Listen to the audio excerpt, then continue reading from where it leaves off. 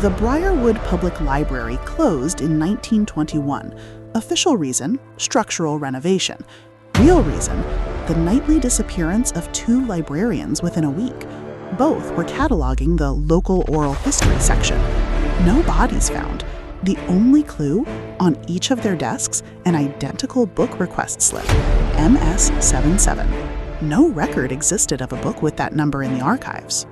The building was quarantined until 2018, when a historical institute obtained a review permit.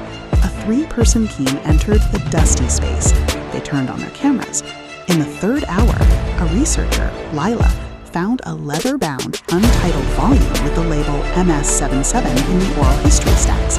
Its pages weren't empty. They were filled with hand-drawn maps of Briarwood's sewer network, but with one strange difference. The maps showed rooms and corridors not present in any city blueprint. At the center of each map was a red mark. Beside it, in an archaic hand, was written, "Here he reads." Lila took the book for scanning. That night, her body cam footage captured something she didn't see.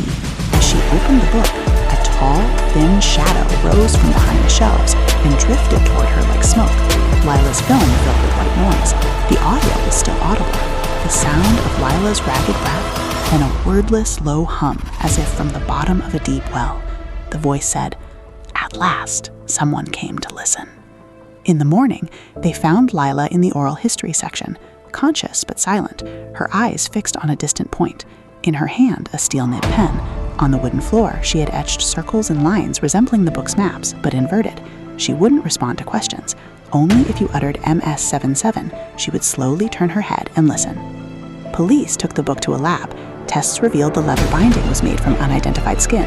The map ink contained traces of human saliva, not from one person, from dozens. Further research uncovered 1910 municipal documents. Beneath Briarwood Library lay medieval tunnels once connected to a private asylum, an asylum that housed patients with compulsive echoism, a rare disorder forcing the individual to mimic every sound they heard. In 1902, a fire destroyed the asylum, but none of the 47 patients' bodies were ever recovered. A local historian discovered the unpublished memoirs of the then mayor. We took them into the tunnels. We couldn't release them. They echoed every sound, even sounds we couldn't hear. Perhaps the MS77 book was an audio catalog.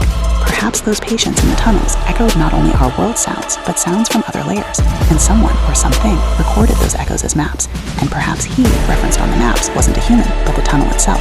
A tunnel that after a century of echoing sounds had gained sentience and was now hungry for a new listener, someone like Lila. Lila is now in a specialized clinic.